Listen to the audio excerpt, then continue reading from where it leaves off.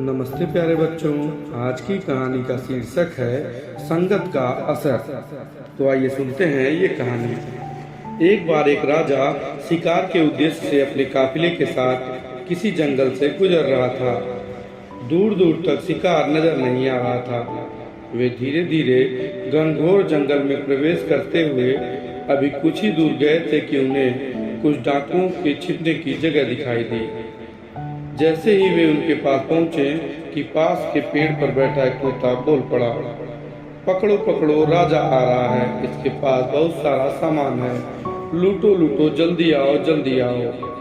तोते की आवाज सुनकर सभी डाकू राजा की ओर दौड़ पड़े। डाकुओं को अपनी ओर आते देखकर राजा और उसके सैनिक दौड़कर भाग खड़े हुए। भागते भागते कोसों दूर निकल गए। सामने एक बड़ा सा पेड़ दिखाई दिया।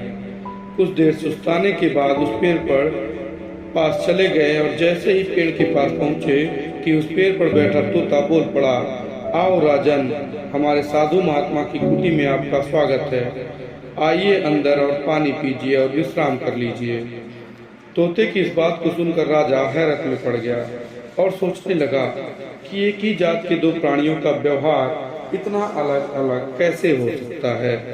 राजा को कुछ समझ नहीं आ रहा था। वह तोते की बात मानकर अंदर साधु की कुटिया की ओर चला गया। साधु महात्मा को प्रणाम कर उनके समीप बैठ गया और अपनी सारी कहानी सुनाई और फिर तोते के बारे में पूछा। बोला कि ऋषिवर, इन दोनों तोते के व्यवहार में आखिर इतना अंतर क्यों है। साधु महात्मा धैर्य से सारी बातें सुनी और बोले, ये कुछ नहीं राजन, बस संगति का असर है।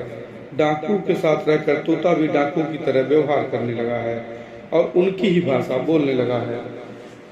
अर्थात जो जिस वातावरण में रहता है वह वैसा ही बन जाता है। कहने का तात्पर्य यह है कि मूर्ख भी विद्वानों के साथ रहकर विद्वान बन जाता है और अगर विद्वान भी मूर्खों के संगत में रहता है तो उसके अंदर भी मूर्खता आ जाती है। इसलिए हमें संगत सोच समझकर करनी चाहिए। इसी तरह की कहानियाँ सुनने के लिए बने रहें हमारे चैनल स्टोरी फॉर किड्स में।